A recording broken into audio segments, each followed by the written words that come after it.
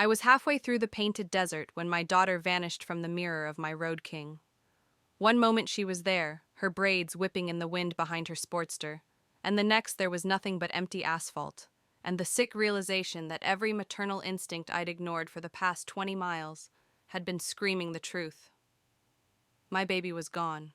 My name is Ramona Hayes, and I thought I knew what fear was. I'd raised my daughter alone in the South Side after her father walked out when she was 2. I'd worked double shifts as an ER nurse while putting myself through night school. I'd held her hand through her first heartbreak, her college rejections, her battles with anxiety that left her paralyzed some mornings. But nothing, absolutely nothing, had prepared me for the moment I realized that the 18-year-old woman who'd been riding beside me on our dream mother-daughter road trip had simply disappeared into the vast emptiness of the American Southwest. Before we get going, please leave a comment telling us which state or city you're watching from. And please don't forget to like and subscribe so this channel can grow and bring you more compelling stories. The morning had started like every other morning of our trip. We'd been on the road for 6 days, following the historic route from our starting point outside Chicago all the way through the heart of the country. This was supposed to be our celebration. Kenya had just graduated high school, gotten her acceptance to nursing school, and we'd saved for 3 years to make this trip happen. 2 Harleys, 2 women, 2,000 miles of freedom before real life started again in the fall.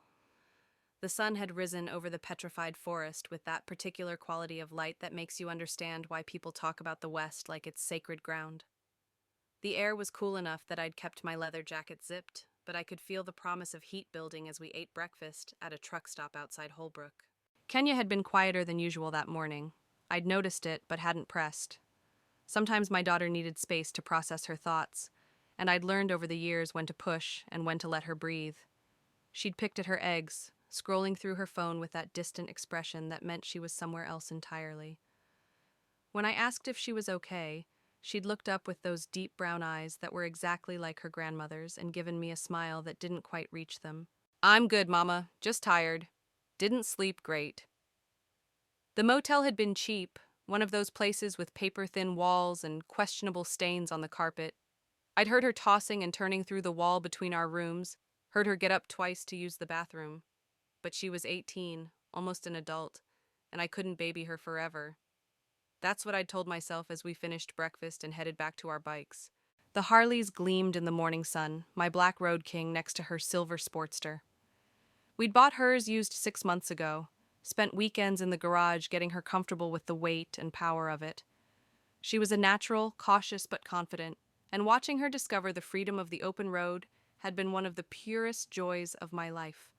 We'd ridden through small towns and wide open spaces, stopped at every roadside attraction and historic marker, taken 1,000 pictures of each other in front of vintage signs and abandoned gas stations. But that morning, as we geared up, I noticed her hands shaking slightly as she fastened her helmet. The tremor was subtle, barely visible, but I was her mother. I saw everything. "Kenya, baby, are you sure you're okay? We can take today slow. Stop whenever you need." She'd nodded, pulling her gloves on with deliberate care. "I'm fine, Mama. Promise. Let's ride." And we had. We'd pulled out of that parking lot with the engine rumble that always made my chest vibrate with something like joy, headed west on the 40 before cutting north to catch the scenic route through the painted desert. The landscape opened up around us, all red rock and impossible sky, the kind of beauty that made you feel small and infinite at the same time. I'd checked my mirror every few minutes, an old habit from teaching her to ride, and every time her silver Sportster had been right there, keeping the proper distance, exactly as I'd taught her, until it wasn't. I don't know exactly when the feeling started. That's what haunted me later, that I couldn't pinpoint the precise moment my subconscious registered something wrong. But somewhere around mile marker 237, my stomach started to tighten. The back of my neck prickled with that ancient mammalian warning system that had kept our ancestors alive on the savannah. I checked the mirror more frequently. Kenya was still there, still maintaining her distance. But something was off. The way she was sitting on the bike, maybe. The rhythm of her riding. Another 5 miles and I couldn't shake it. I signaled and started to pull over onto the shoulder, watching my mirror to make sure she followed. That's when I realized the bike behind me wasn't slowing down. It was maintaining speed, and as I rolled to a stop in a cloud of red dust, it kept going. It passed me with a roar of engine, and in the split second it took to go by, I saw the rider. It wasn't Kenya. The person on her Sportster was bigger, broader in the shoulders. They wore her helmet, her jacket, her gloves. But the hands on the grips were larger, darker. Male hands. And as the bike accelerated away from me, I saw something that made my blood turn to ice. A figure on a sport bike I hadn't even noticed before pulled up beside the Sportster, keeping pace, riding in formation like they were a team. My mind went blank for exactly 3 seconds. Pure white static. Then training kicked in. 20 years of emergency nursing had taught me how to function when every instinct screamed a panic. I'd already grabbed my phone from my jacket pocket, already dialed 911, already kicked my bike back to life before conscious thought caught up with my body. 911. What's your emergency? My daughter's been kidnapped. Someone's on her motorcycle. I'm on Route 66, painted desert area, mile marker maybe 240. There are 2 bikes, a silver Harley Sportster and a sport bike. Black, I think. They're heading west. Please, you have to send someone. The operator's voice was calm, professional, asking questions I struggled to answer. License plate numbers I'd memorized but couldn't access through the adrenaline. Descriptions that came out in gasps as I twisted the throttle and started accelerating, watching the 2 bikes disappear around a curve ahead. The operator told me not to pursue, that officers were being dispatched, that I needed to stay safe.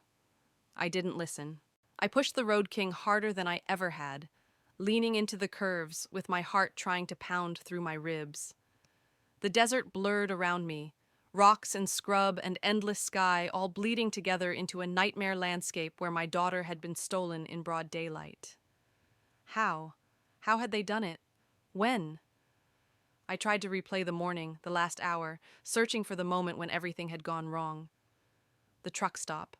Kenya on her phone. That quiet, distant look. Oh God. Had she been messaging someone? Had this been planned? Number 1, I refused to believe that. Kenya wouldn't. She couldn't.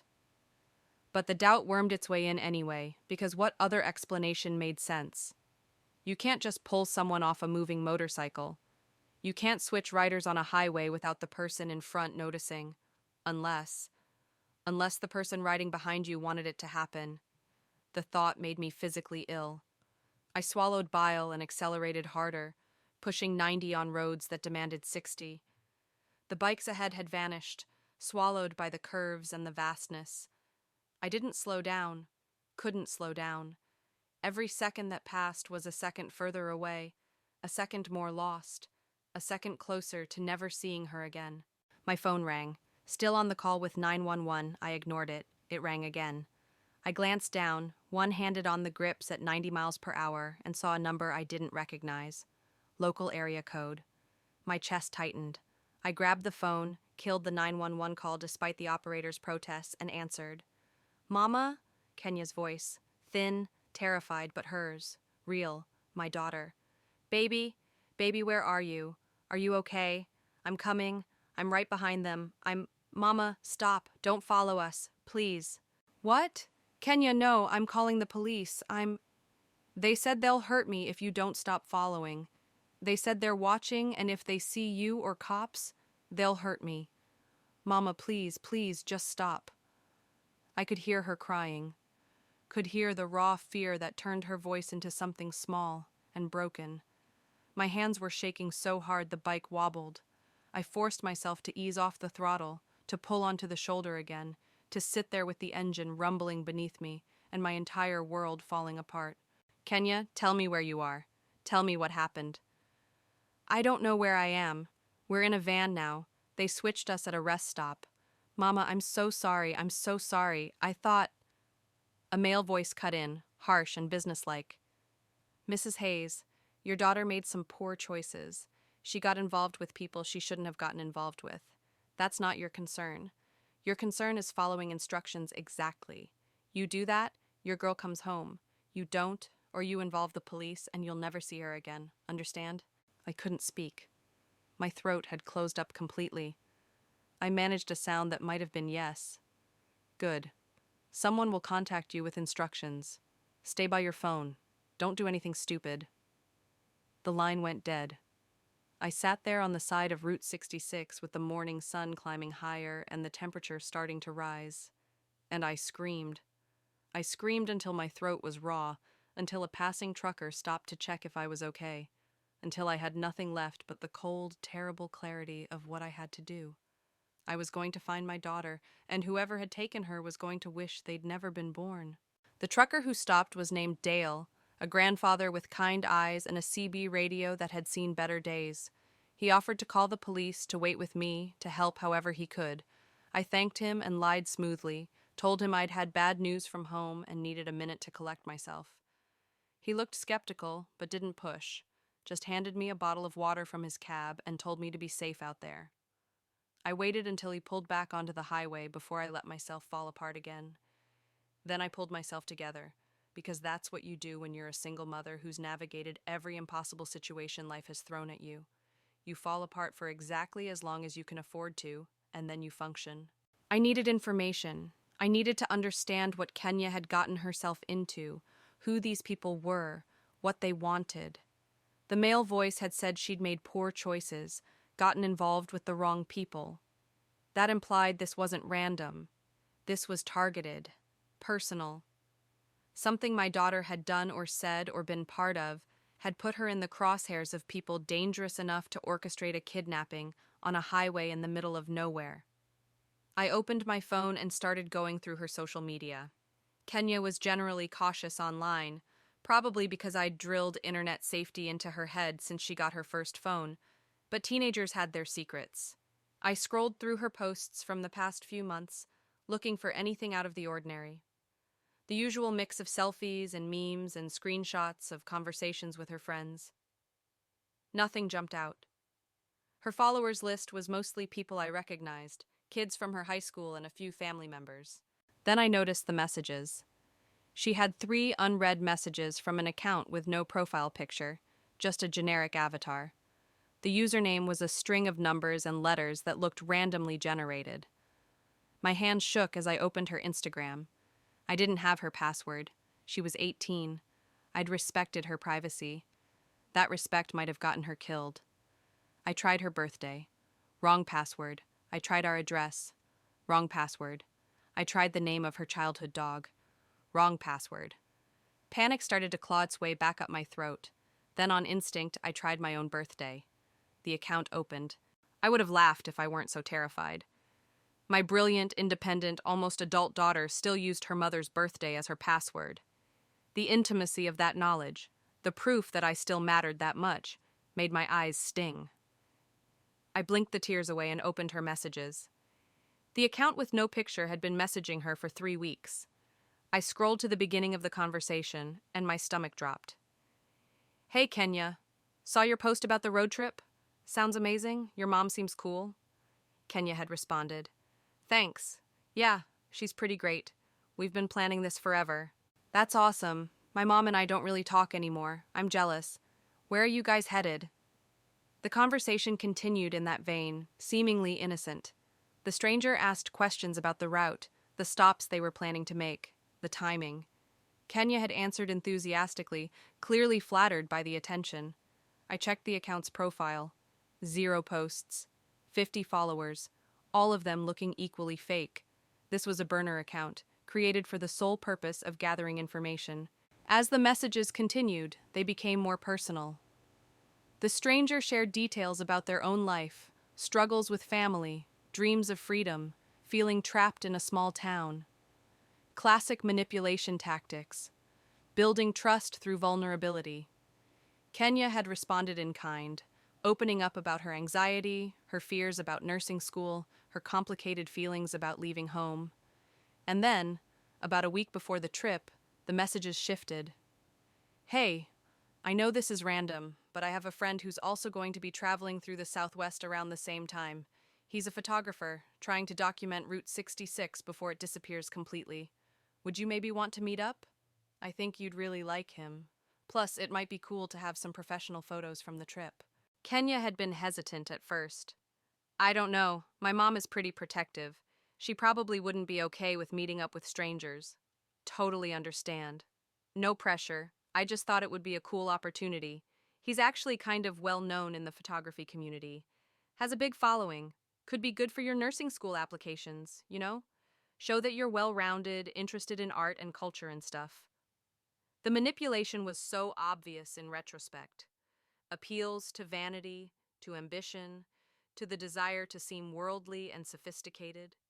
And Kenya, brilliant as she was still 18, still figuring out how to navigate a world where people could present one face while hiding something entirely different underneath.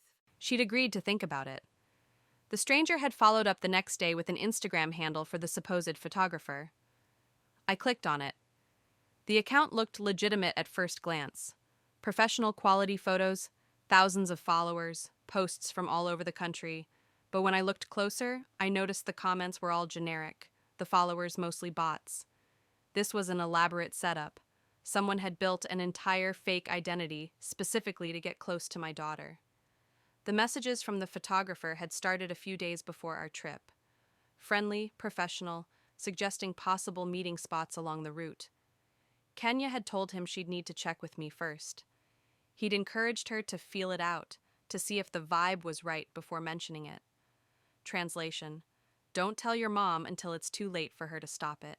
And the morning of the kidnapping, there had been a final message. Hey, change of plans. Can you meet me at that rest stop past Holbrook? The one at mile marker 233, around 9 a.m.? I'm running behind schedule, and this might be my only chance. Totally understand if you can't make it. No worries either way. Kenya had responded at 8:47 a.m. while we were at the truck stop having breakfast. Okay, I'll try. My mom might wonder why we're stopping, though. Just tell her you need a bathroom break or something. I'll be quick. Promise. Just want to grab a few shots of you and your bike. 10 minutes tops. I wanted to scream again. I wanted to reach through the phone and shake my daughter, ask her how she could have been so naive, so trusting. But I knew that wasn't fair. She was young. These people were professionals. They'd spent weeks building a trap specifically designed to catch someone exactly like her. The question was why? What did they want? The voice on the phone had mentioned instructions, implied this was some kind of ransom situation. But that didn't track. If they'd done this much research, they knew we weren't wealthy. A single mother nurse and her daughter didn't make good kidnapping targets from a financial perspective. There had to be something else. I kept scrolling through Kenya's messages, her posts, looking for any other clue. Then I found it. 6 weeks ago, buried in a group chat with some of her classmates, a conversation about summer plans. One of her friends had joked about making some easy money before college. Another had responded with a laugh emoji and a cryptic comment about knowing people who know people. Kenya had asked what they meant. The friend, a girl named Destiny, who I vaguely remembered meeting at graduation, had sent a private message. I clicked on it. My cousin runs this thing. It's totally safe, I swear. Basically, you just drive some packages from one place to another. They pay like $500 per trip. All the college kids do it. It's how I paid for my car. Kenya had asked what kind of packages. Destiny had responded with, don't ask questions. Seriously, the less you know, the better. But it's not drugs or anything like that. Just stuff that people want moved without, like, official channels. You feel me?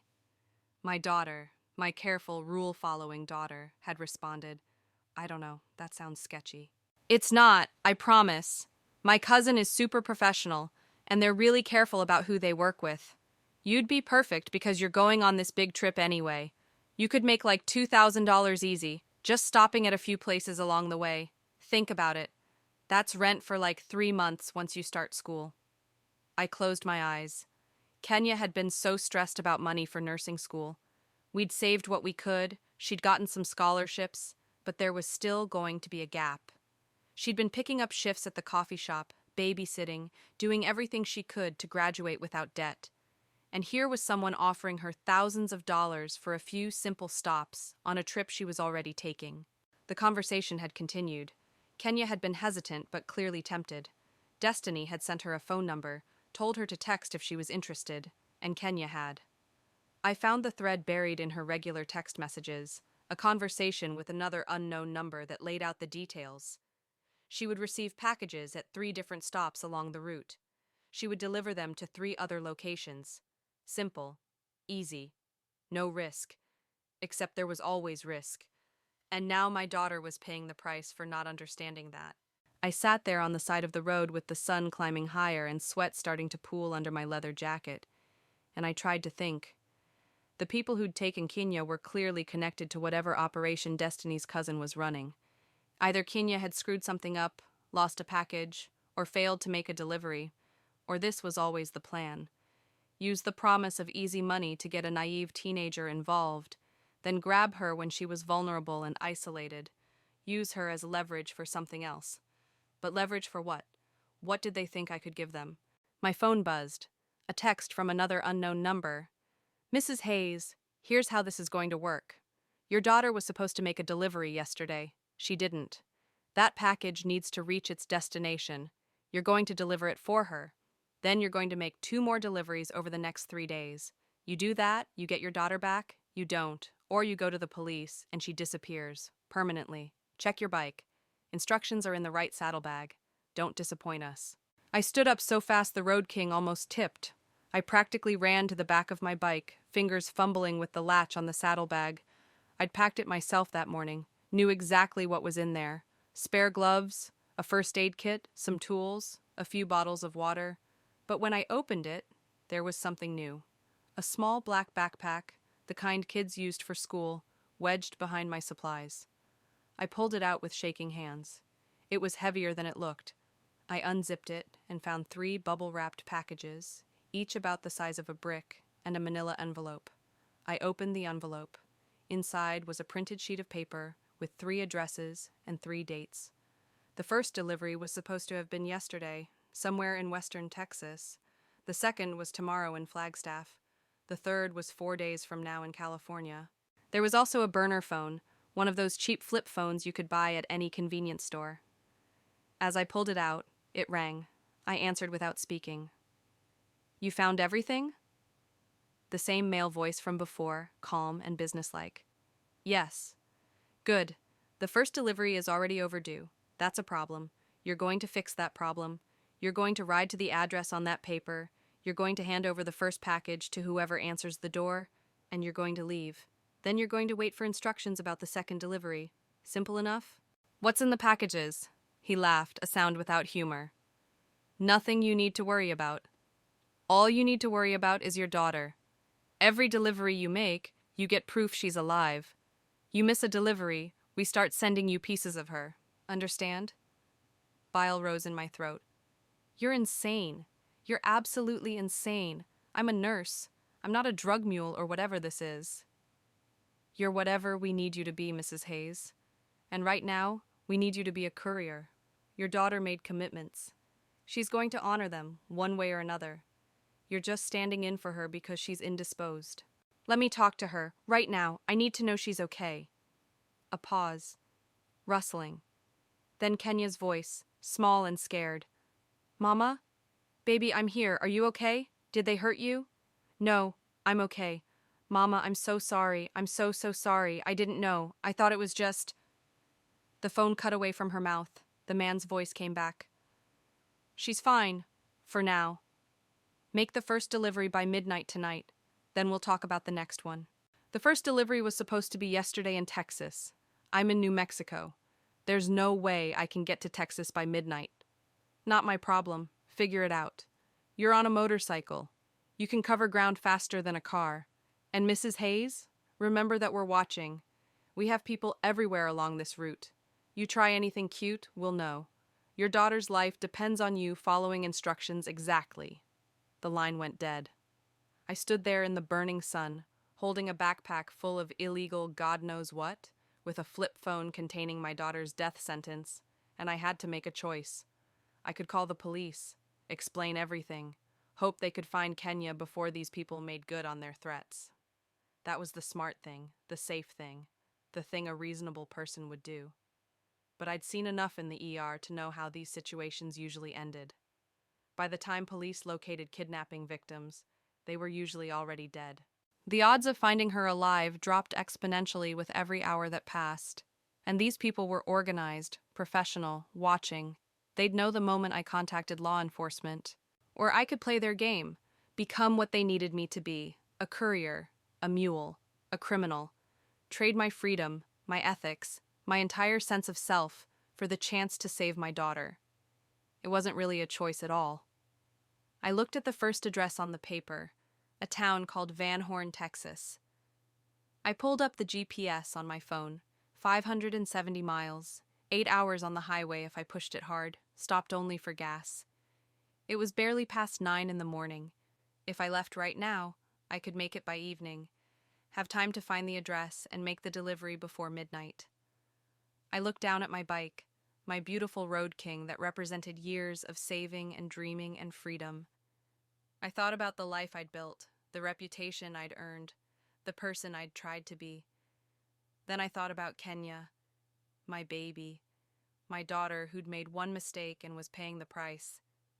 I put the backpack in the saddlebag, secured it carefully. I put the flip phone in my jacket pocket. I threw away the instructions but memorized the addresses. Then I got back on my bike, merged onto the highway, and started riding east. The landscape changed as I pushed back the way we'd come, retracing our route in reverse. The painted desert gave way to scrubland, then to the flat expanse of the high plains. I stopped only once for gas, paying cash, avoiding eye contact with the attendant. My mind was racing faster than the bike, trying to think through every angle, every possibility. These people had Kenya. They were making me deliver drugs or weapons or whatever was in those packages. But they'd also made a mistake. They'd given me time. Time to think. Time to plan. Time to figure out who they were and where they were keeping her. The burner phone stayed silent in my pocket. I didn't dare turn it off, afraid I'd miss some crucial communication, some proof of life. But the silence was almost worse than hearing that man's voice. At least when he was talking, I knew they needed me. Silence meant anything could be happening. I tried to think about what Kenya must be going through. My daughter, who'd never been in serious trouble in her life, who'd made one stupid mistake because she was young and broke and trusted the wrong person. She'd be terrified. She'd be thinking about all the self-defense lessons I'd made her take, all the warnings I'd given her about stranger danger and trusting her instincts. She'd be angry at herself for not listening, for thinking she could handle this on her own, for getting us both into this nightmare. Or maybe she wasn't thinking about any of that. Maybe she was just trying to survive minute by minute, hour by hour, staying small and quiet, and hoping someone would save her. I pushed the bike harder. The sun reached its peak and started its descent. I crossed back into Texas, the landscape growing even flatter, even more desolate. This was oil country, all pump jacks and service roads and towns that existed only to support the extraction industry. Van Horn appeared on the horizon just as the sun was touching the western sky, a small cluster of buildings interrupting the endless scrub. The address on the paper led me to a neighborhood that might have been nice 20 years ago. Now it was all peeling paint and overgrown yards, cars on blocks and chain-link fences. I rolled slowly down the street, looking for numbers on mailboxes. The house I wanted was a small ranch-style beige stucco with a barrel tile roof that had seen better days. There was a truck in the driveway, one of those massive pickups with the extended cab and the lift kit. The windows of the house were covered with heavy curtains, no sign of life except for a blue glow that might have been a television. I sat on my idling bike for a long moment, staring at that house. Inside one of my saddlebags was a package containing something illegal. I was about to walk up to a stranger's door and hand it over, completing my first act as a criminal. Everything I'd worked for, every sacrifice I'd made to build a respectable life, was about to be thrown away. But Kenya, my baby. My daughter who'd made one mistake and was paying the price. I killed the engine, dismounted, retrieved the first package from the saddlebag. It felt heavier than it had that morning, dense and ominous. I didn't unwrap it, didn't want to know. Knowing would make it real in a way that ignorance wouldn't. I walked up the cracked concrete path to the front door. There was no doorbell, just a brass knocker that looked like it hadn't been polished in years. I knocked 3 times, firm and clear. Footsteps inside.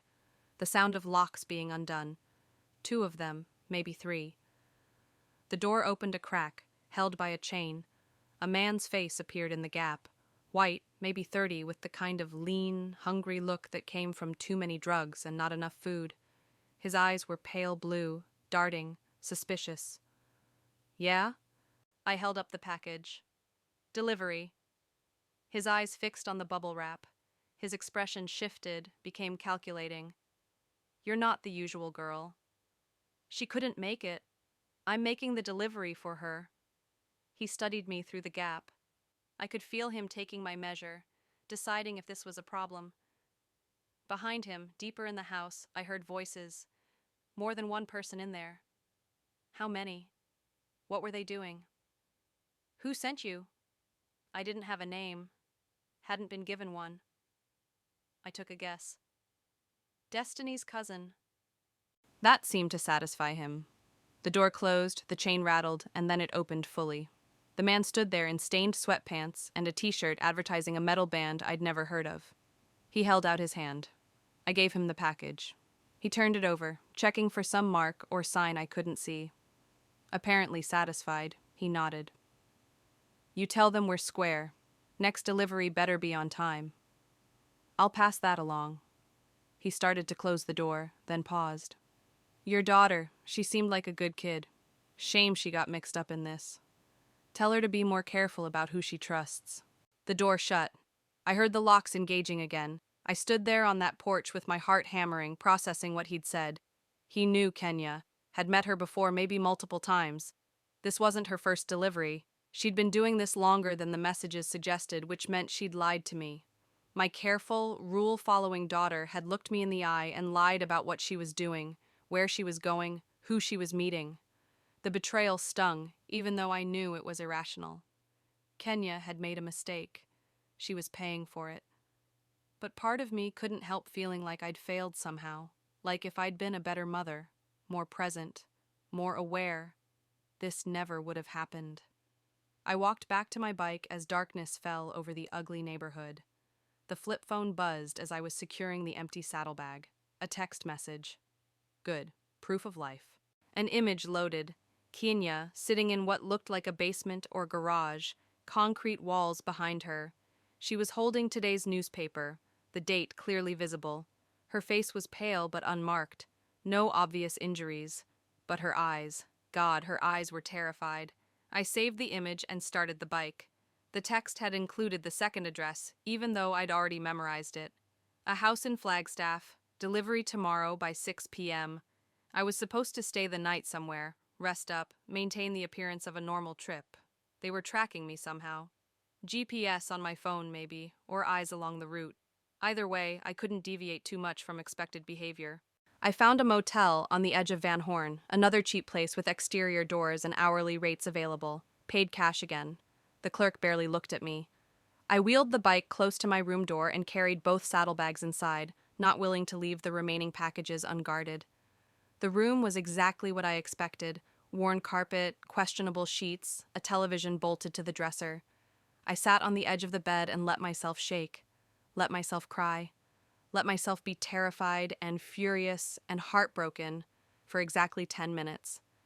Then I washed my face in the rust-stained sink and started planning. These people had made several mistakes. First, they'd underestimated me. They saw a middle-aged nurse, a single mother, someone who could be controlled through fear. They didn't see the woman who'd clawed her way up from nothing, who'd survived domestic violence and poverty and every other obstacle life had thrown at her. Second, they'd given me a mission that required me to travel, to move freely through multiple states. That gave me options, opportunities, ways to gather information. And third, they'd shown me Kenya's location, even if only for a moment. I pulled out my phone and studied the photo they'd sent. The concrete walls were plain, institutional, could be anywhere. But in the corner of the frame, barely visible, was a window. Small, high up, the kind you'd find in a basement. And through that window I could see a slice of sky and what looked like a water tower. The photo resolution wasn't great, but I zoomed in as far as I could. The water tower had writing on it. I could make out 3 letters, L-A-K. I opened the Maps app and started searching for towns with L-A-K in the name. Lake, Lakewood, Lakeside, Lakeville. There were dozens across the Southwest, but these people had been operating along Route 66, using the historic highway as their corridor. I focused my search along that route and the major interstates nearby. Lakeville, Arizona. Small town, population under 1,000, about 40 miles north of Flagstaff. I switched to satellite view and scrolled through the town. There weren't many buildings that looked like they could have basements. Arizona was mostly built on slab foundations, too hot and dry for underground construction. But I found a few possibilities. An old school that had been converted to apartments, a community center, a church with what might have been a fellowship hall below ground level. It wasn't much, it wasn't enough, but it was something, a direction, a thread to pull. I set an alarm for 6 a.m. and tried to sleep. My body was exhausted, muscles sore from 12 hours of riding, but my mind wouldn't stop. I kept seeing Kenya's face in that photo, kept hearing the man's voice telling me they'd start sending me pieces of her if I didn't comply, kept thinking about the package I'd delivered, whatever poison or weapons or stolen goods I'd just helped distribute. Sleep came eventually, fitful and full of nightmares. I woke before the alarm, showered quickly, and was back on the road by 7. The morning was cool, the sky that perfect blue you only got in the high desert. Under other circumstances, this would have been a beautiful ride. The landscape shifted from the flatlands of Texas to the mountains of New Mexico, climbing in elevation until the air grew thin and sweet. I stopped for gas and coffee around 10. While the attendant filled my tank, I studied the map on my phone, planning my route. I could be in Flagstaff by late afternoon, make the delivery early, maybe have time to scout Lakeville before dark. The flip phone had stayed silent all night and all morning. No new instructions, no new threats, just the weight of it in my pocket, a constant reminder of what was at stake. The coffee was terrible, burnt and bitter, but the caffeine helped. I forced down a stale muffin from the gas station's sad food selection, knowing I needed fuel even if I had no appetite. As I was getting back on the bike, a man approached from a dusty pickup truck parked nearby. "Nice road, King," he said, nodding at my bike. "Don't see many women riding bikes that size." I was immediately on guard, hand already on my helmet. "Thanks. You riding alone? That's brave. Lot of empty country out here." "I'm fine," I said, my voice cold. "Have a good day." He held up his hands in a placating gesture. "Sorry, didn't mean to bother you, just making conversation. Be safe out there." He walked away, but I watched him until he got back in his truck and drove off. Was he one of them? Someone watching me, reporting back, or just a stranger making small talk? I couldn't tell anymore. Everyone felt like a threat.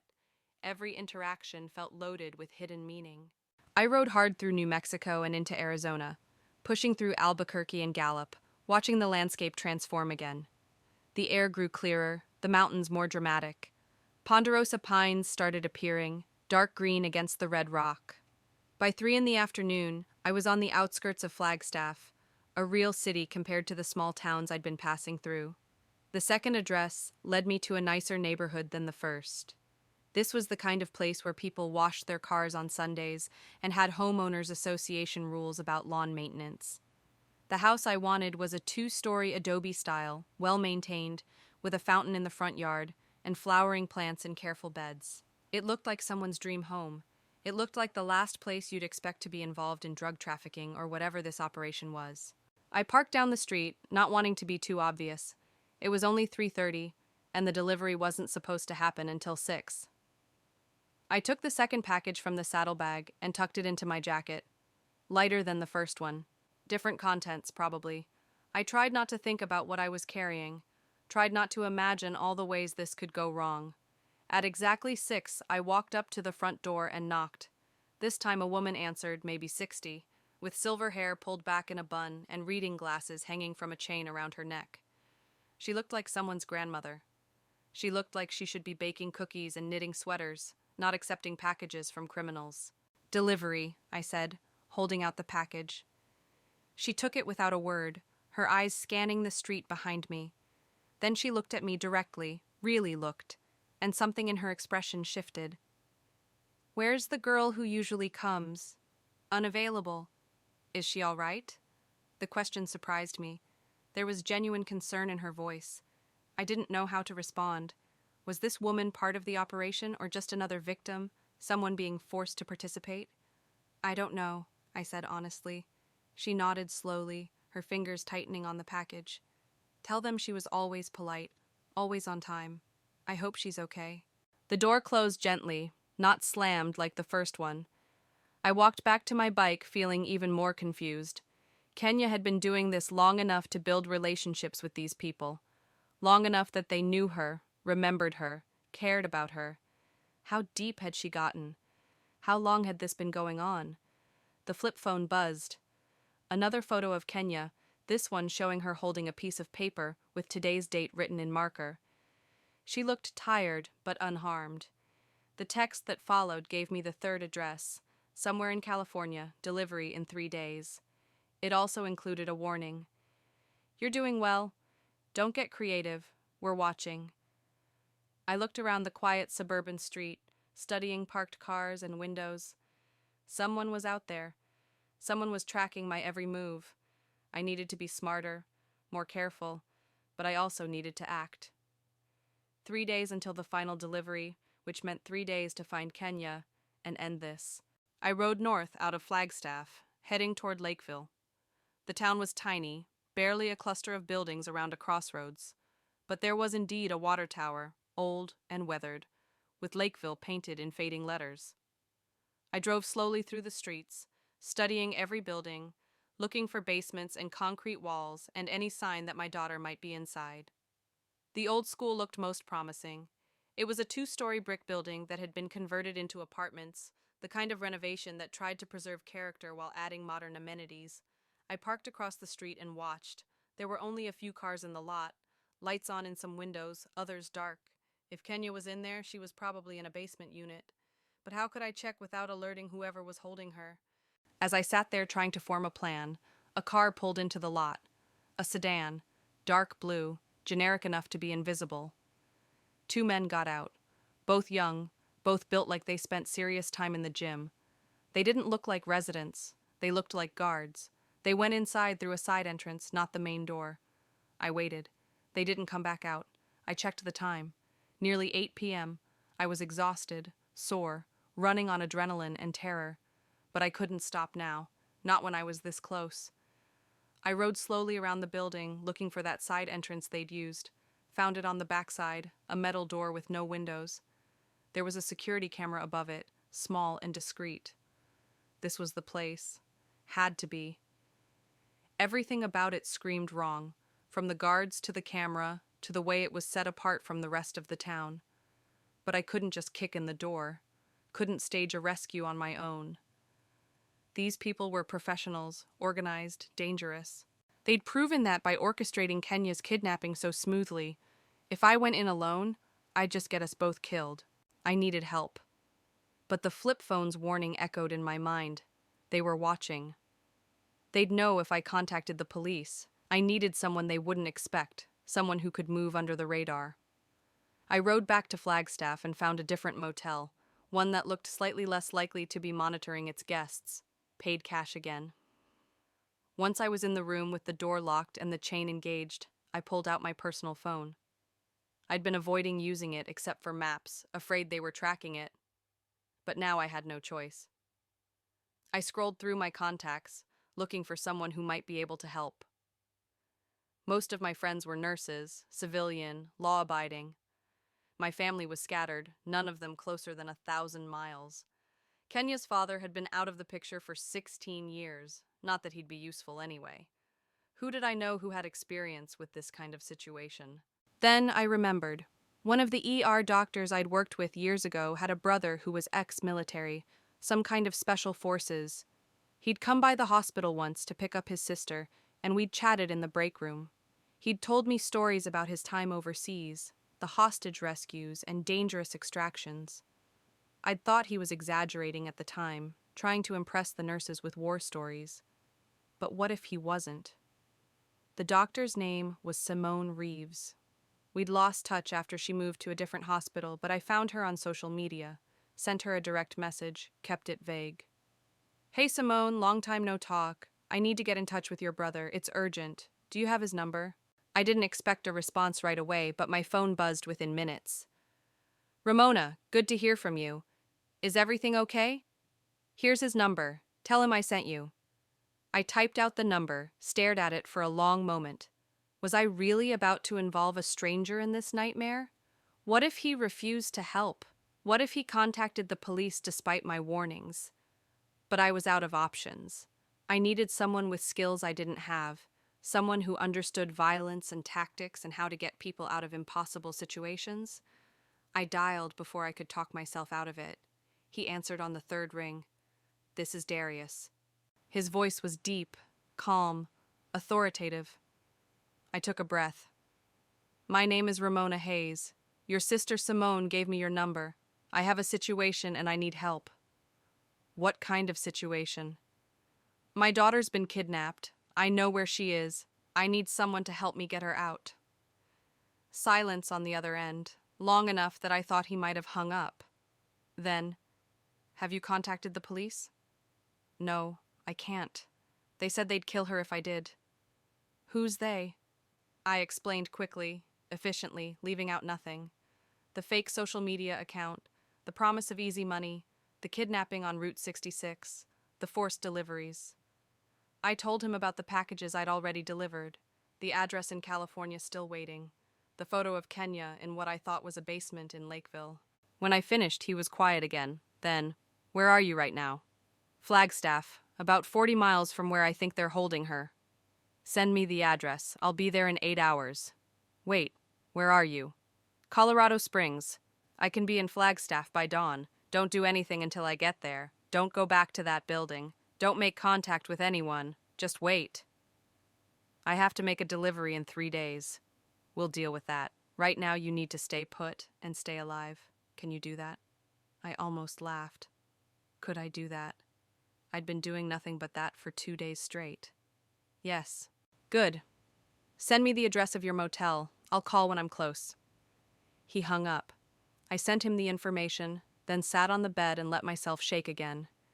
I'd just involved a stranger in a felony kidnapping situation.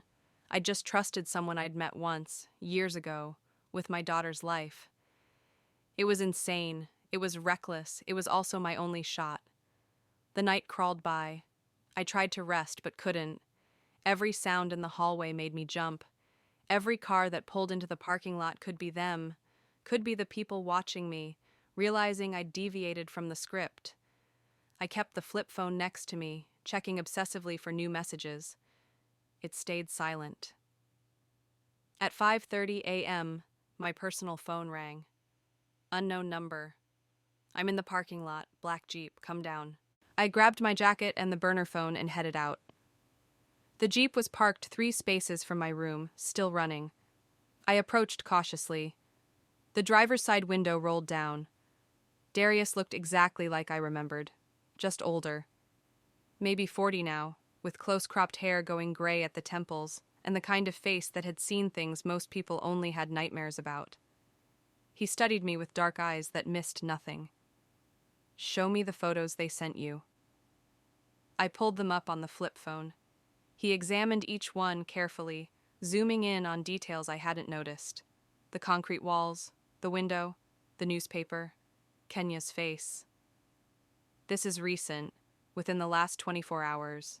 She's alive and relatively unharmed. He handed the phone back. Now show me the building you think she's in. I pulled up the satellite view of the old school on my personal phone. He studied it, his expression unreadable. That could be it. Hard to say for sure without seeing it in person. He looked at me. I need you to understand something. If we do this, if we go in there, people are probably going to get hurt, maybe killed. Are you prepared for that? The question hung in the air between us. Was I prepared to become party to violence? To potentially cause someone's death in the process of saving my daughter? I thought about Kenya's terrified eyes in those photos. thought about what would happen if I just kept playing their game, making deliveries, trusting that they'd honor their word and return her safely. Yes, I said. I'm prepared. He nodded. Okay, here's what we're going to do. First, I need to scout the location, confirm she's actually in there. Then we need to figure out how many hostiles we're dealing with, what kind of security they have, what their patterns are. Then we plan an extraction. This isn't a movie. We don't just bust in guns blazing. We have to be smart. How long will that take? Depends on what I find. Could be a day, could be more. I have to make a delivery in 3 days. Are you going to make it? I thought about the third package still in my saddlebag. Thought about the invisible watchers tracking my movements. If I didn't show up, they'd know something was wrong. They'd hurt Kenya, or move her, or worse. I don't know. Maybe I have to. Maybe that's how I buy us more time. Darius considered this. Okay, so we have 72 hours to get your daughter out and get you to California. That's tight but doable. He put the Jeep in gear. Let's go see what we're dealing with. We drove to Lakeville in silence. The sun was just starting to rise, painting the sky in shades of pink and gold. Under any other circumstances, it would have been beautiful. Now it just marked another day of my daughter in captivity, another day of living this nightmare. We parked a few blocks from the old school and approached on foot. Darius moved differently than regular people, every step deliberate, his eyes constantly scanning. He studied the building from multiple angles, taking photos with his phone, noting details I would have missed. 2 cameras visible, probably more inside, that side entrance you mentioned, bars on the basement windows. He pointed. See there? Those windows are all dark. But look at the ventilation. There's airflow, which means someone's been down there recently.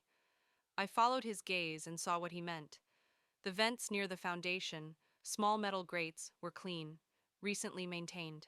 Not covered in dust and debris like you'd expect from an abandoned space. How do we know for sure she's in there? We don't. Not yet. But I'm going to find out. He checked his watch. It's Sunday morning. Good time to look like a jogger or a photographer. I'll do a full perimeter sweep. See if I can get eyes in any of the windows. What do I do? Go back to your motel. Wait. If anyone asks where you've been, you were out for an early ride to clear your head. Keep your normal phone on you. I'll call when I have intel. I wanted to argue, to insist on staying, on helping somehow. But he was right. I'd only get in the way. This was what he was trained for. I had to trust him. Be careful, I said. He smiled, the first warmth I'd seen from him. Always am. I returned to Flagstaff alone, feeling useless and terrified. The motel room felt like a cage. I tried to eat, managed a few bites of a granola bar from the vending machine. I showered, changed clothes, checked the flip phone obsessively. Still nothing. Were they satisfied with my compliance so far? Or were they planning their next move? Darius called at noon. She's there. I got visual through one of the basement windows. Female, late teens, matches the description and photos. She's alive. The relief hit me so hard I had to sit down. Is she hurt? Doesn't appear to be. She's restrained, zip-tied to a chair, but I didn't see obvious injuries. There are at least 3 hostiles that I counted. 2 men, 1 woman. They're rotating watches. Professional setup. Can we get her out? Yes, but not yet. I need to map their patterns, find the weak points. I'm thinking we go in tonight, around 2 a.m. That's when people are naturally at their lowest alertness. I'll need you there as a driver. Can you handle that? Yes. Good. Meet me at the old gas station on the north edge of Lakeville at 1:30. Come armed if you have a weapon. If not, I'll provide one. I don't have a weapon. Figures. Okay, I'll bring something. In the meantime, rest if you can. Eat something. You're going to need your strength. He hung up. I sat there holding the phone, trying to process what was about to happen. In less than 12 hours, we were going to attempt a rescue. We were going to break into a building, confront armed criminals, and try to get my daughter out alive. The odds of success seemed impossible. The odds of survival even worse. But what choice did I have? I forced myself to eat a full meal at a diner down the street from the motel. Meatloaf and mashed potatoes, comfort food that sat heavy in my stomach. The waitress asked if I was okay, told me I looked pale. I lied and said I was just tired from riding. She brought me extra coffee and refused to take a tip. Small kindnesses from strangers, the kind that reminded you most people were good, even when the world seemed full of darkness. Back in my room, I tried to rest, managed to doze fitfully for a few hours, waking in a panic from dreams where Kenya was screaming for me and I couldn't reach her.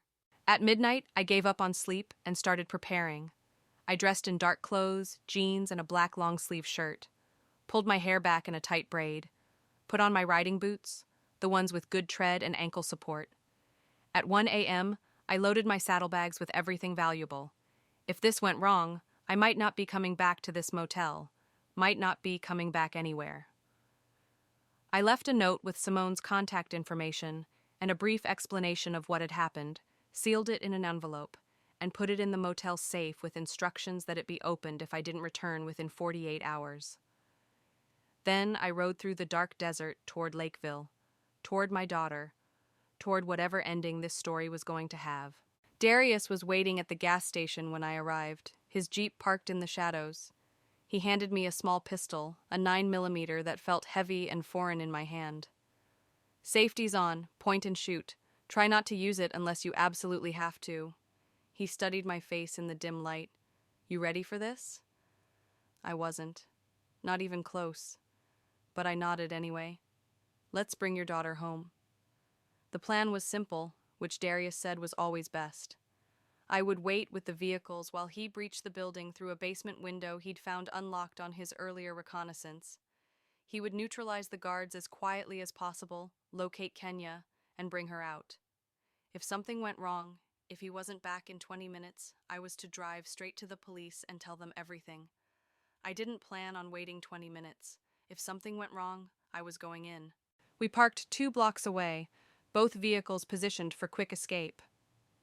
Darius pulled on a black tactical vest from his duffel, checked multiple weapons with practiced efficiency. He looked at me one more time. Don't do anything heroic. Your daughter needs you alive. Then he was gone, disappearing into the darkness like a shadow. I sat in my bike, engine off, hand resting on the pistol in my jacket pocket, and I waited. The desert night was cool and quiet, just the distant sound of trucks on the highway and the hammering of my own heart. 10 minutes passed. 15. I kept checking my watch, counting down the seconds. At 18 minutes, I saw movement. Darius, emerging from behind the building. He was carrying someone. Kenya, my baby. I started my bike, ready to meet them. But something was wrong. He was moving too fast, too urgently. And behind him, emerging from the same shadows, were 2 figures. The guards. They'd been alerted. I didn't think. I just reacted. Gunned the throttle and rode straight at him, the Road King's engine roaring in the quiet night. The 2 men spun toward the sound, momentarily distracted. Darius used the opportunity to gain distance, running toward the Jeep with Kenya in his arms. One of the men pulled a gun. I saw the motion in slow clarity, saw him raise it, aim it at Darius's retreating back. I did the only thing I could think of. I rode straight at him, the bike's headlight blinding him. He dove out of the way at the last second. I heard shots but didn't know if they hit anything. My whole world had narrowed to getting to Kenya, getting her away from this place. Darius reached the Jeep and threw open the back door, depositing Kenya inside. He turned back, weapon drawn, providing cover. I skidded to a stop beside the Jeep. "Go!" he shouted. "Follow me!" I didn't need to be told twice. We roared out of Lakeville with headlights off, navigating by moonlight and memory. Behind us, more shots. The sound of engines starting. They were pursuing. Darius drove like he'd done this before, taking turns at speeds that should have been impossible, the Jeep leaning hard but never tipping. I followed as closely as I dared, trusting his judgment, trusting that he knew how to lose a tail. My hands were shaking on the grips. I could barely breathe. But Kenya was safe. She was in that Jeep ahead of me. We'd done it. The pursuit lasted 20 minutes of pure terror, racing through back roads and dirt tracks. Then suddenly we were on the highway, merging with early morning traffic, just two more vehicles among many. Darius took the next exit and led me to a rest stop. We parked in the back, away from the building. He got out and came to my bike. We're clear, lost them about 10 miles back. He smiled, adrenaline still evident in his eyes. Nice riding. That move you pulled probably saved my life. I couldn't respond. All I could do was stumble to the Jeep, throw open the back door, and there she was. Kenya, my daughter, alive. She was filthy, her clothes torn, zip tie marks raw on her wrists. Her eyes were red from crying and her face was pale with exhaustion. But when she saw me, she let out a sob and launched herself into my arms. Mama. Oh God, Mama. We held each other and cried, both of us shaking. I ran my hands over her, checking for injuries, needing the physical proof that she was real and whole and here. Darius gave us space, standing guard by the vehicles, scanning the parking lot for threats. Are you hurt? I finally managed to ask. Did they hurt you? No, I'm okay. Scared, but okay. She pulled back to look at me, tears streaming down her face. Mama, I'm so sorry. I'm so sorry. I was so stupid. I thought I could handle it. Thought it was just easy money. I didn't know. Shh, it's okay. You're safe now. That's all that matters. But even as I said it, I knew it wasn't true. We weren't safe. We'd just stolen property from a criminal organization, assaulted their guards, destroyed whatever operation they were running. They would come after us, and I still had one package left to deliver in California, one more thread connecting me to them. Darius approached carefully. We need to move. This location isn't secure. I know a place about 2 hours from here, off the grid. We can regroup there, figure out next steps. What about the police? Kenya asked. Shouldn't we go to them now? I looked at Darius. He shook his head slightly. The police will have questions, lots of them, about why Ramona was making drug deliveries, about why she didn't contact them immediately, about my involvement. We could end up spending days giving statements while these people disappear. He paused. We can go to the police, but maybe we should clean up our end of this first. What does that mean? Kenya asked. I understood what he was suggesting. The third delivery, the package still in my saddlebag. If we completed it, if we played out the string to the end, we might be able to identify who was running this operation. Gather enough information to hand the police a complete case, instead of a half story that implicated us as much as them. It means your mom has one more delivery to make, Darius said. And this time, we're going to be ready for whatever happens on the other end. Kenya's eyes widened. No, absolutely not. Mama, you can't. It's too dangerous. Baby, listen to me. I took her hands. These people aren't going to just let this go. They're going to come after us unless we end this properly. And the only way to end it is to expose the entire operation, get enough evidence to put them away for good. Then let the police do it. The police won't have enough to work with. We need names, locations, connections. The only way to get that is to complete this last delivery and see who's waiting on the other end. She started to cry again. I can't lose you, not after everything. You won't, I promise. I looked at Darius. Tell her we can do this safely. He crouched down to Kenya's level. Your mom's right that we need more information, but she's also right that it's dangerous. What I can do is make sure she's not going in alone. I can provide backup, surveillance, support. If anything goes wrong, I'll be there. Kenya looked between us, her young face showing too much fear, too much pain for someone her age. Finally, she nodded. Okay, but I'm coming too. Absolutely not, I started to say, but Darius held up a hand. She might be useful. The people on the other end of this delivery, they know you now. They might be suspicious if you show up alone. But if Kenya's with you, looking scared and compliant, it provides cover, makes it seem like everything's back to normal. I wanted to argue, wanted to protect my daughter from any more of this nightmare, but he had a point, and Kenya had gotten us into this. Maybe it was right that she helped get us out. Fine, but you don't leave my side. Not for a second. She nodded. We transferred to Darius's Jeep, leaving my bike temporarily behind. He drove us to a cabin in the mountains outside Prescott, a rental property owned by a friend who didn't ask questions. We spent the day resting, eating real food, and planning our approach to the final delivery. The address was in a wealthy neighborhood outside Los Angeles, the kind of place where homes started at several million and went up from there. The delivery was supposed to happen in 2 days at 8 p.m. Darius spent hours researching the location, the property records, the people who lived nearby. He set up a plan that involved multiple layers of backup, escape routes, and contingencies for every scenario he could imagine. Kenya slept most of the day, exhausted from her ordeal. When she woke in the late afternoon, she found me sitting on the cabin's porch, watching the sun set over the mountains. "Mama? Hey, baby, how are you feeling?" She sat beside me, pulling a blanket around her shoulders. "Better, still scared." "Me too." We sat in silence for a while. Then she said, "I need to explain about how I got involved in all this." "You don't have to. I do. You deserve to know." She took a shaky breath. "It started with Destiny. You remember her from school?" "Vaguely. She was always talking about how much money her cousin made, how easy it was.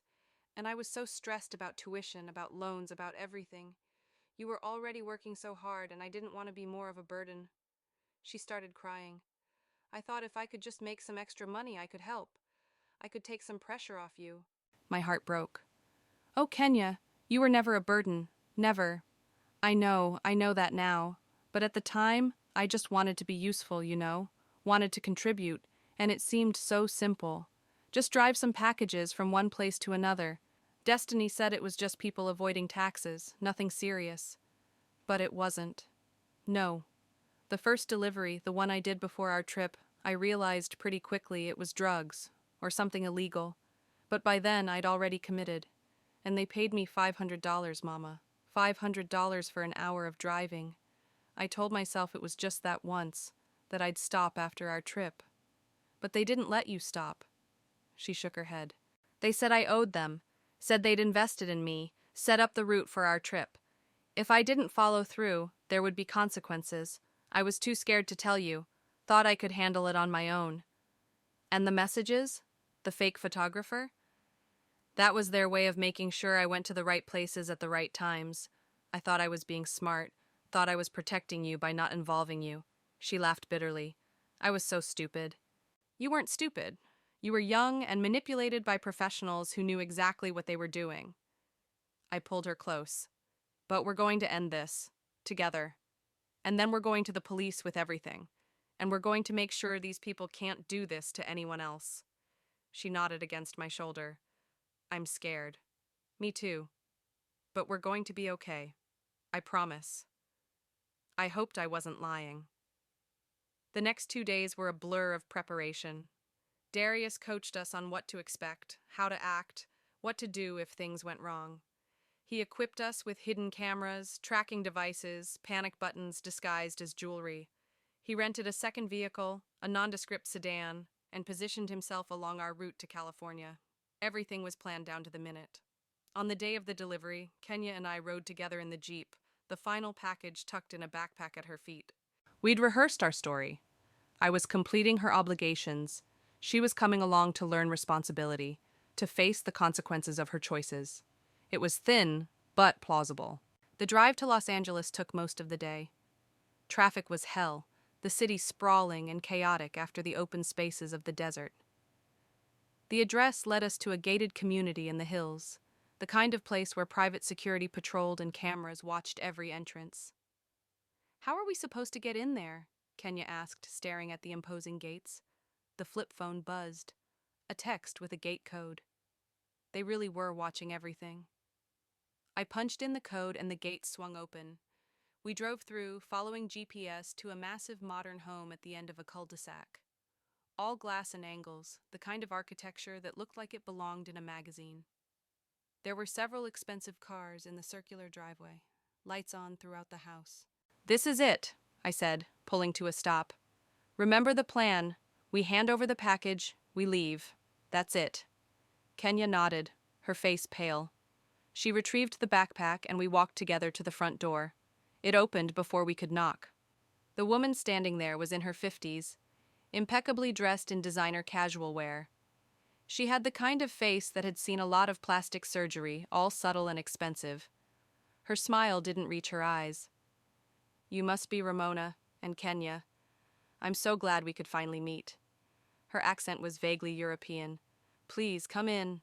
This wasn't part of the plan. We were supposed to hand over the package and leave, but she'd already stepped back, gesturing for us to enter. Refusing seemed dangerous. We stepped into a foyer that probably cost more than I'd earn in a decade. Marble floors, contemporary art on the walls, a crystal chandelier that threw rainbow light across the space. The woman led us deeper into the house, to a living room with floor-to-ceiling windows overlooking the city lights. There were 3 other people in the room, 2 men in suits, clearly security, and another man, older, maybe 60, sitting in a leather chair with a drink in his hand. He studied us with cold calculation. "Ramona Hayes," he said, his voice cultured and smooth. "I've heard a lot about you." "I can't say the same," I replied, keeping my voice steady. He smiled. "Of course not. I prefer to keep a low profile. You can call me Marcus. This is my associate, Vivienne." He gestured to the woman who'd let us in. "We run a very successful import business. Your daughter was supposed to be part of our distribution network. She's 18. She's a kid who made a mistake." "Indeed, a costly mistake. She accepted our money, made commitments, then failed to follow through. That's bad for business." "She's here now. We're making the final delivery. After this, we're done." He took a sip of his drink. "That's the thing, though. You're not done. You've proven yourself to be quite capable. You made 3 deliveries under difficult circumstances. You didn't involve the police. You did exactly what we asked." He set down his glass. "We'd like to continue our business relationship." My blood ran cold. "That's not happening." "I think it is. Because if it's not, we're going to have to consider you a liability. People who know about our operation, but aren't part of it, tend to have unfortunate accidents." Kenya grabbed my hand. I could feel her shaking. This had always been the risk, that we'd get in too deep to get out. But we'd prepared for this. "I recorded everything," I said. "Every delivery, every conversation, every message. If anything happens to us, it all goes to the police. Automatically." He studied me, trying to determine if I was bluffing. I held his gaze, projecting a confidence I didn't feel. "Interesting," he finally said. "Show me." I pulled out my phone, opened a cloud storage app, showed him folders full of images, recordings, documents. Everything Darius had helped me compile over the past 2 days. The locations, the license plates we'd noted, the faces we'd photographed. It wasn't everything, but it was enough to look convincing. Marcus leaned forward, examining the screen. His expression shifted from confident to calculating. Vivienne moved closer, her heels clicking on the marble floor, her face tight with concern. "You've been busy," Marcus said. "Foolish, but busy." "Not foolish. Careful. You took my daughter. You threatened her life. You forced me to commit crimes. Did you really think I'd just trust you to let us walk away when this was over?" He sat back, steepling his fingers. "The problem is, Mrs. Hayes, that trust works both ways.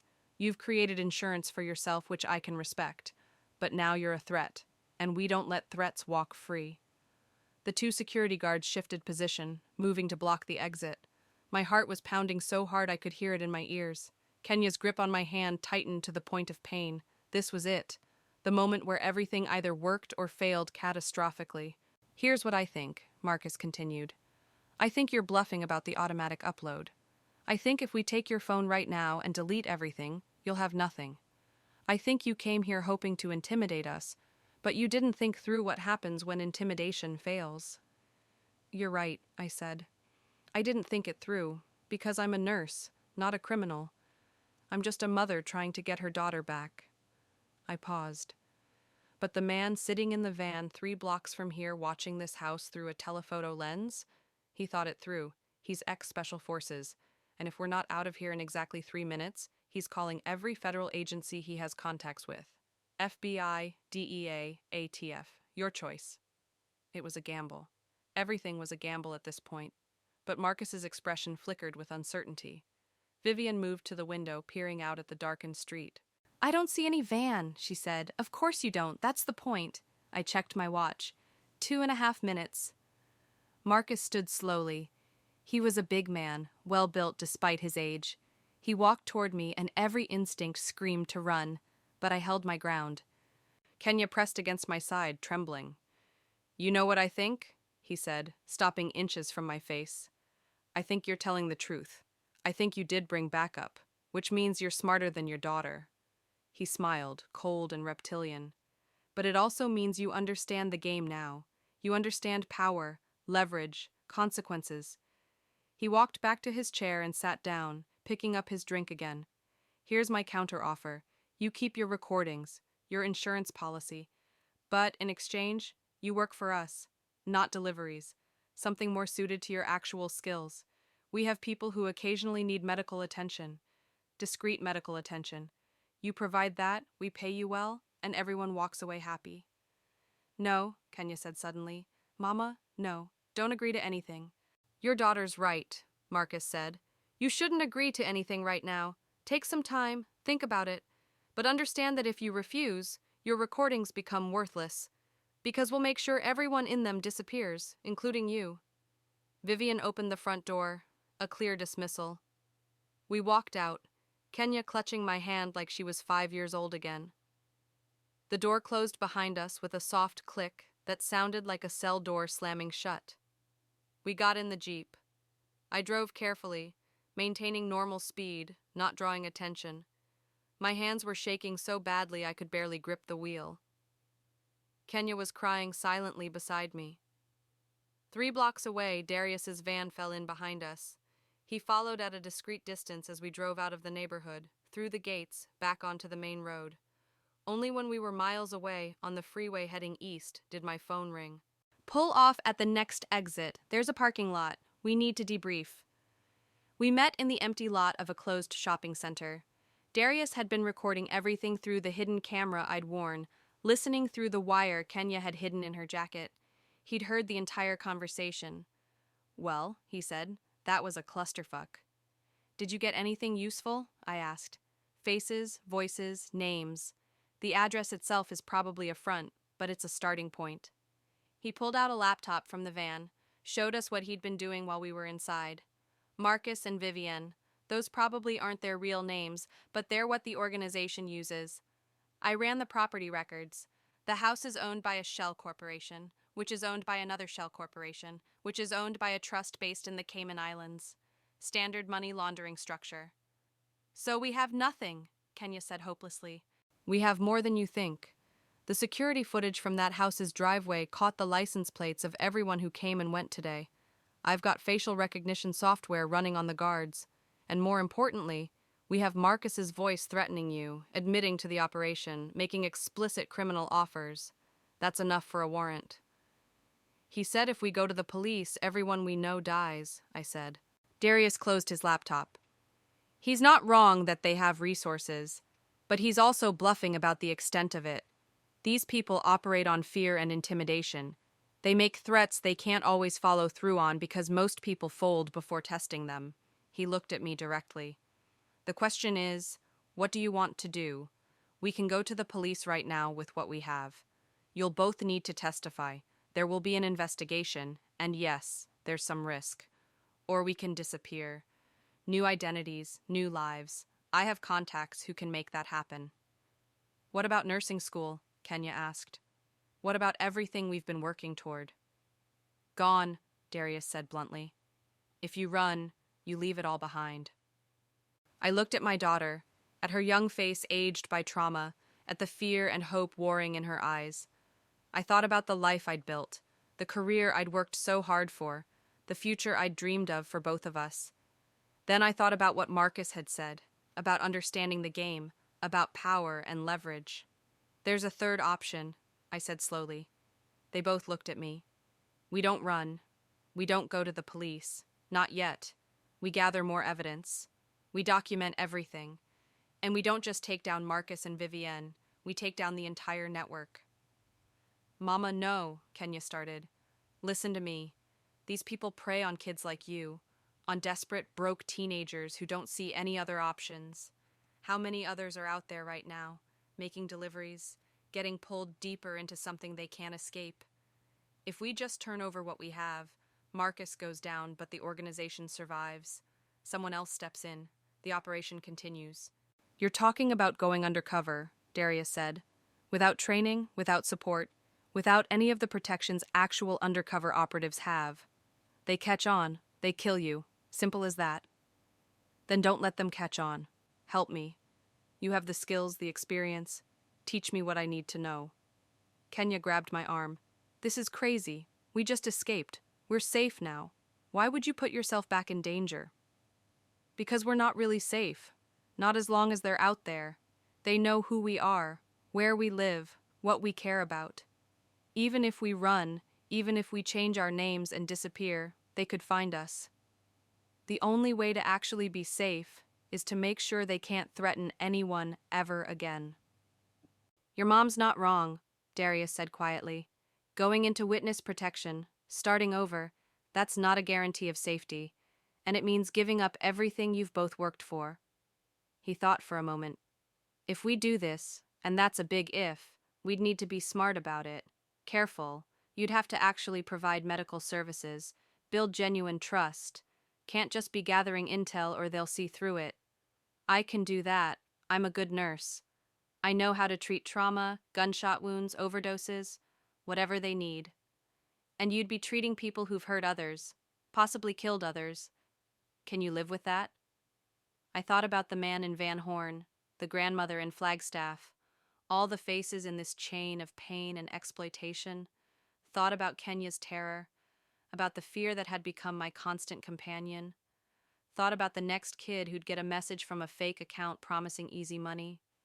Yes, I said. I can live with it if it means stopping them. Darius looked at Kenya. What about you? You're part of this, whether you like it or not. They know your face.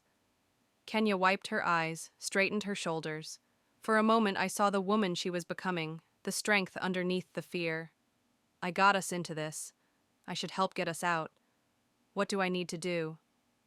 You need to go back to your normal life. Enroll in nursing school. Act like everything's fine. Be visible, be accountable, be exactly where you're supposed to be. That's your job. Be the innocent civilian who got caught up in something and is now trying to move on. While Mama does what? Becomes a criminal doctor? While your mom becomes an asset, a valuable one, and while I work the other end, identifying the players, mapping the network, finding pressure points. He looked at me. This isn't going to be quick. We're talking months, maybe longer. You ready for that? I wasn't. I wasn't ready for any of this. But I thought about the alternative, spending the rest of my life looking over my shoulder, wondering when Marcus would decide we were too much of a liability. Wondering what would happen to the next Kenya, the next desperate kid who just wanted to help with tuition. I'm ready. Then let's get to work. We spent the rest of the night planning. Darius laid out a framework for what he called a soft infiltration. I would reach out to Marcus, accept his offer, but on modified terms. I would provide medical services, but only for injuries, not for helping them evade law enforcement or dispose of evidence. That would give me a moral line I could defend to myself while still seeming cooperative. They'll test you, Darius warned. Probably soon. They'll want to see if you're reliable, if you can keep your mouth shut. The first few jobs will be the most dangerous because they'll be watching for any sign you're working against them. What kind of tests? Hard to say. Could be treating someone with a minor injury, seeing how you react. Could be putting you in a situation where you have to choose between helping them or calling for official medical help. Whatever it is, you need to commit. Can't show hesitation. Kenya woke up and watched us prepare. I could see the fear in her eyes, but also something else. Determination. She'd stopped arguing about my decision and started helping, memorizing details, suggesting ideas. My brilliant daughter using her intelligence for something darker but necessary. The address came through at 6 p.m. the next evening. A warehouse in an industrial area on the outskirts of Las Vegas. I was supposed to arrive at 8, come alone, Bring my medical supplies. Vegas, Darius said. Makes sense. Easy to disappear in a city like that. Lots of traffic, lots of transients. No one asks questions. Kenya and I had driven there that morning, getting ahead of the message. Darius had gone separately, setting up surveillance. We'd rented a small apartment on a weekly basis, paying cash, using fake names. It would be our base of operations. At 7:30, I loaded my medical bag with supplies. Bandages, sutures, pain medication, IV fluids, everything a nurse might carry to a home health visit. I also carried Darius's spy equipment, hidden in places I prayed they wouldn't search. Remember, he said as I prepared to leave, your job is to provide care and observe. Don't ask questions. Don't show too much curiosity. Just be a professional doing her job. I know. And if anything feels wrong, if you think you're in danger, you use the panic button. I'll be 5 minutes away, Max. The panic button was disguised as a charm on my bracelet. 3 presses in quick succession would send a silent alert to Darius's phone. It felt absurdly small and inadequate, but it was all we had. Kenya hugged me tight. Please be careful. I will. I love you. I love you too. I drove to the warehouse alone, my hands steady on the wheel despite the fear churning in my stomach. This was it, the first test, the moment where I either proved I could do this or proved I was in over my head. The warehouse was exactly as depressing as I'd expected. Concrete and rust, broken windows, graffiti on the walls. A single car was parked outside, a black sedan with tinted windows. As I pulled up, a man emerged from the shadows, one of the security guards from Marcus's house. Mrs. Hayes, leave your phone in your car. I handed over my personal phone without argument. He patted me down, efficiently, but not thoroughly. Didn't find the button camera or the micro recorder. I followed him inside. The warehouse was mostly empty, just some old pallets and abandoned equipment. In the center, under a work light strung from the ceiling, a man sat in a chair. He was young, maybe 25, Hispanic, with blood soaking through a makeshift bandage on his upper arm. His face was pale, sheened with sweat. Shock, probably. Blood loss. Gunshot wound, the guard said unnecessarily. Fix him. I knelt beside the injured man, opening my medical bag. What's your name? Don't need to know his name, the guard said. Just fix him. I ignored him, looking at my patient. I'm Ramona. I'm a nurse. I'm going to help you, but I need to examine the wound. It's going to hurt, okay? The man nodded weakly. I carefully unwrapped the bandage, assessing the damage. Through and through looked like. The bullet had entered the outside of his upper arm and exited through the back. Missed the brachial artery, thank God, but there was significant tissue damage and continued bleeding. You're lucky, I said, mostly to myself. A few inches to the left, and you'd be dead. I looked at the guard. He needs a hospital. This needs surgery, proper antibiotics, imaging to make sure there's no bone fragments. No hospitals? That's why you're here. I'm a nurse, not a surgeon. I can clean and close this, but without proper follow-up care, he could lose the arm. Infection, nerve damage, vascular complications. Do what you can. I looked at my patient. He was scared. I could see it in his eyes. Probably in the same situation Kenya had been in, trapped by choices that seemed simple at the time. I wanted to help him, wanted to tell him he could get out, could escape. But the guard was watching, and I had a role to play. Okay, this is going to hurt, a lot. I don't have anything to really manage the pain, just some local anesthetic. You're going to want to scream. Don't. Bite down on this. I handed him a leather belt from my bag, the kind used for tourniquets. He bit down. I got to work. Cleaning a gunshot wound in a warehouse with minimal supplies was nightmare fuel, but I'd done worse in the ER on busy nights. I irrigated the wound channel, removing debris and checking for bone chips I could feel but not see. The man groaned around the belt but didn't scream. Tough kid. I worked as quickly as I could while still being thorough, suturing the entrance and exit wounds, wrapping everything in clean bandages. Done, I said finally. He needs oral antibiotics, pain management, and that dressing changed every day. Someone should check for signs of infection. Redness, swelling, fever, increased pain. Any of those, he needs real medical care. The guard nodded. You did good. Marcus will be pleased. Tell Marcus his guy needs actual follow-up. I'm serious about the infection risk. I'll pass it along. You can go. I packed up my supplies and headed for the door, every nerve screaming at me to run. But I forced myself to walk normally, to look professional and calm. It wasn't until I was back in my car with the door locked that I let myself shake. The button camera had captured everything: the guard's face, the patient's face, the interior of the warehouse. The audio recorder had picked up their conversation before I arrived, including discussion of the shipment and the usual route. It wasn't much, but it was a start.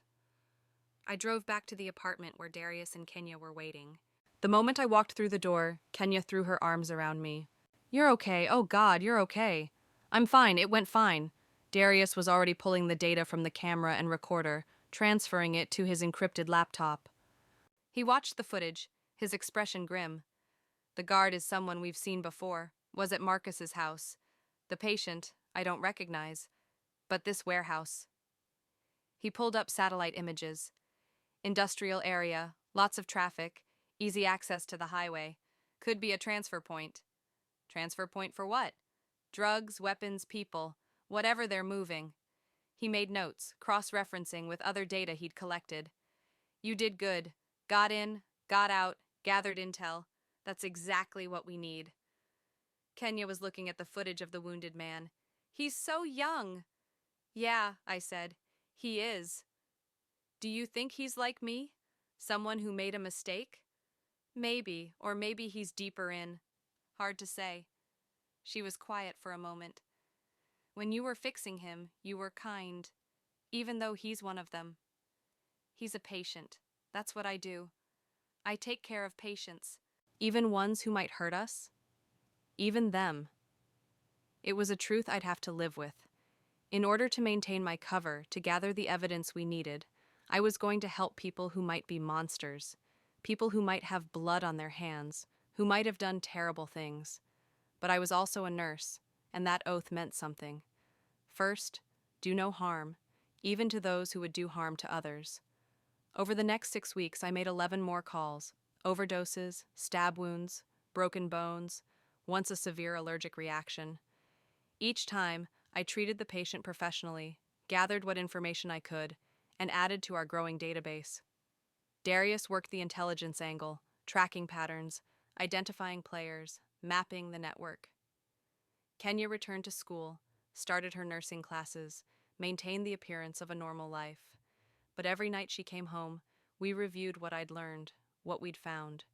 She had a gift for spotting connections I missed, for finding patterns in the data. Look, she said one night, pointing at the map Darius had created. These 3 locations, they're all within 5 miles of each other, and the calls to each one happened on the same day of the week. That's not random. You're right, Darius said, studying the pattern. They're using a rotation, probably to avoid drawing attention to any single location.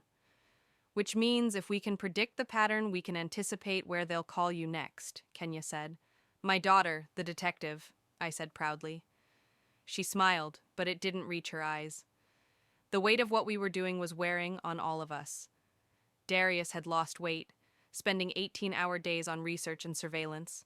Kenya was struggling in school, her concentration shot from stress. And I was having nightmares every night, dreaming of the people I'd treated, wondering what crimes they'd gone on to commit after I'd patched them up. But we were close. Darius could feel it. We had names now, real names tied to real people. We had locations, transaction records, communication patterns. We had enough to build a case that could bring down the entire organization. We need one more thing, Darius said. The money. We need to trace the financial structure, prove how the operation is funded, and where the profits go. That's what will get the big fish, not just the street-level operatives. How do we get that? I asked. You need to ask for a raise. I stared at him. What? You've been working for them for 6 weeks. You've been reliable, professional, discreet. It's reasonable for you to ask for better compensation. But when you do, you insist on being paid by check or direct deposit, not cash. They'll never go for that. They might. Legitimate businesses pay legitimate taxes. If they want to keep you long term, they'll need to formalize the arrangement.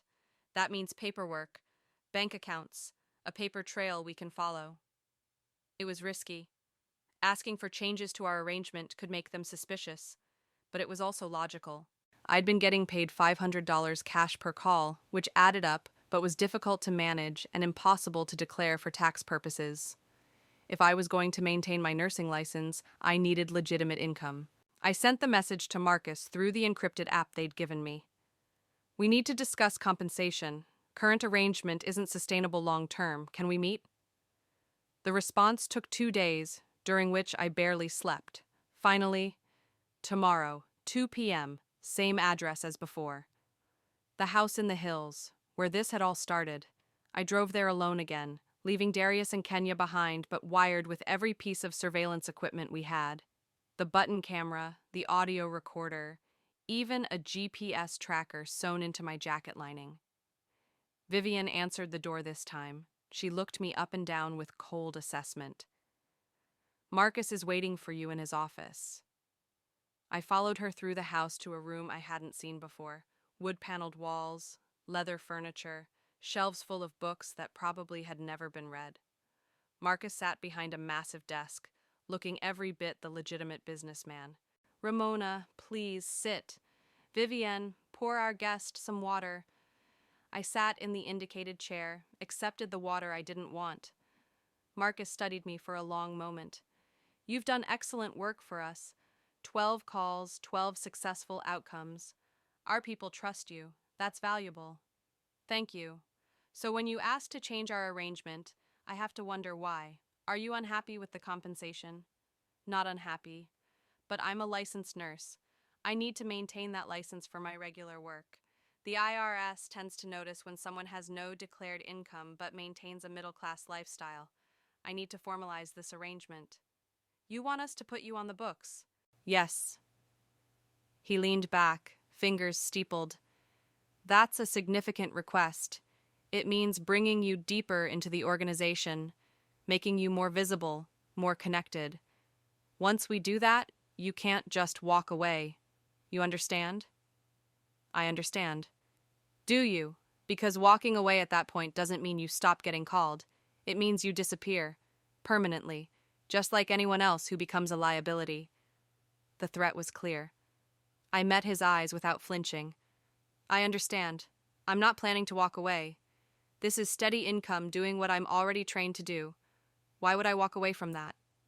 He considered this, then nodded. All right. We'll restructure things. You'll be employed by one of our consulting firms. Medical contractor. Salary of $60,000 annually plus bonuses for after-hours work. You'll receive a W-2, pay taxes like anyone else. Completely legitimate.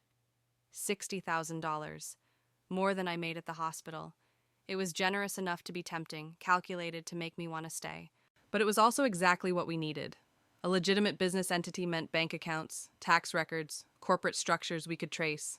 3 days later, Darius confirmed that the consulting firm was owned by a holding company that connected back to 3 other organizations. He'd found the financial structure, the web of companies and accounts that laundered their money and hid their profits. We have it, he said, his voice thick with exhaustion and triumph. We have everything. The network, the players, the money. We could take this to the FBI right now and they could bring down the entire operation. Kenya whooped with joy. It's over? We're really done? Almost, I said. We still need to make sure it sticks. Make sure Marcus and Vivienne and everyone involved can't slither away. Darius nodded. Your mom's right. We need one final piece. Someone on the inside willing to testify. Without that, good defense lawyers could argue the evidence was obtained illegally, get it thrown out. So what do? Kenya asked. We find someone who wants out. Someone who's been in long enough to know details, but isn't so deep they can't be flipped. Someone with a reason to cooperate. I thought about the people I'd treated over the past weeks. The young man with the gunshot wound. A woman who'd overdosed, who I'd pulled back from the edge. A teenager with a broken jaw who'd cried when I touched it gently. They were all criminals. All part of this machine. but they were also people, trapped by circumstances or choices or desperation. "I might know someone," I said. The young man from my first call had become a recurring patient. His gunshot wound had healed, but left him with nerve damage, chronic pain. I'd been called twice more to check on him, to adjust his care plan. His name was Miguel, and unlike the others, he talked to me. Told me about his younger sister in college, about wanting to make enough money to help her graduate debt-free. It was the same story as Kenya's, different details, but the same core mistake. I reached out through the organization's communication channel, asked if Miguel needed a follow-up appointment for his arm, got approval to make a house call. Darius set it up carefully, making sure we had privacy, making sure no one was watching. Miguel lived in a small apartment in a neighborhood that was trying hard not to be run down. He answered the door looking tired, much older than his 25 years. "Mrs. Hayes, I wasn't expecting you today. I wanted to check on your arm, see how you're healing." He let me in. The apartment was neat, sparse, with photos of his family on the walls. I examined his arm, the scar tissue that had formed, the limited mobility that would probably never fully return. "It's healing well," I said. "But you'll always have some weakness. The nerve damage is permanent." "Yeah, I figured." He sat down heavily. "Kind of fitting, you know. Permanent reminder of how stupid I was." "We all make mistakes. Not all mistakes get you shot." He looked at me directly. "You're different from the others. The way you treat people. Like we're actually people, not just problems to fix." "He's a patient. That's what I do. I take care of patients." "No. You're here because Marcus pays you. Same reason we're all here. Money." "Is that the only reason you're here?" He was quiet for a long time. "What else would there be?" "A way out, if there was one." His eyes sharpened. "There is no way out. You know that. Once you're in, you're in. That's the deal." "What if there was?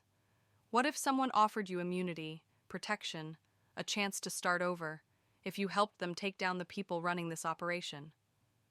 I watched him process what I was really saying, saw the moment he understood. "You're not just a nurse. I am a nurse. But I'm also someone whose daughter got pulled into this same trap you're in, and I'm working with people who want to end this. All of it. They'll kill me. If I cooperate with you, they'll kill me, and probably my sister too. They'd try, but witness protection exists for a reason. And once the arrests start happening, once the evidence becomes public, the organization will be too busy trying to save itself to worry about revenge. You don't know that. These people, they have long memories. So do I. I remember what it felt like when they took my daughter. Remember the fear, the helplessness. I don't want anyone else to go through that. But I can't stop them alone. I need help from someone on the inside." He turned back to face me. "Why me?" "Because you talk about your sister like Kenya talks about going to nursing school. Because when I treated you, you said thank you. Because you're still human underneath all this. Being human doesn't mean being stupid. No, it means being brave enough to do the right thing even when it's terrifying." We stood there in his small apartment, two people caught in a nightmare not of our making, trying to find a way to wake up. Finally, he nodded. "What do you need me to do?" It took another 3 weeks to set everything up. Miguel provided information about shipments, meetings, financial transactions. He wore a wire to gatherings, recorded conversations, documented crimes. It was the most dangerous 3 weeks of all our lives. Every day I expected to hear that he'd been discovered, that we'd been compromised. But it held. And at the end of those 3 weeks, Darius made contact with a federal task force that had been investigating similar operations.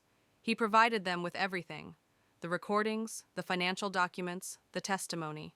Enough evidence to justify warrants for Marcus, Vivienne, and 37 other members of the organization.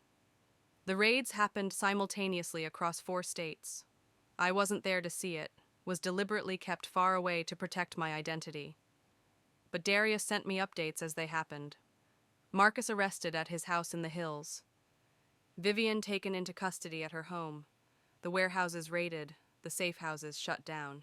Assets frozen. The entire operation dismantled in a single coordinated strike. Kenya and I watched the news that night from the safety of Darius's apartment in Colorado Springs, where we'd relocated 2 days earlier as a precaution. The news anchors talked about a major bust, a sophisticated criminal network, hundreds of millions in seized assets. They showed footage of people being led away in handcuffs. I recognized faces, people I'd treated, people who'd threatened us. "It's over," Kenya whispered. "It's really over?" "Almost," I said. "There's still the trials, still the possibility of retaliation." "But we're safe, really safe." I looked at Darius. He nodded. "The major players are in custody. The organization is fractured. Anyone left won't have the resources or the coordination to come after you. You're safe." Kenya started crying, deep, wrenching sobs of relief. I held her, crying too, both of us finally able to let go of months of fear. The trials took 2 years.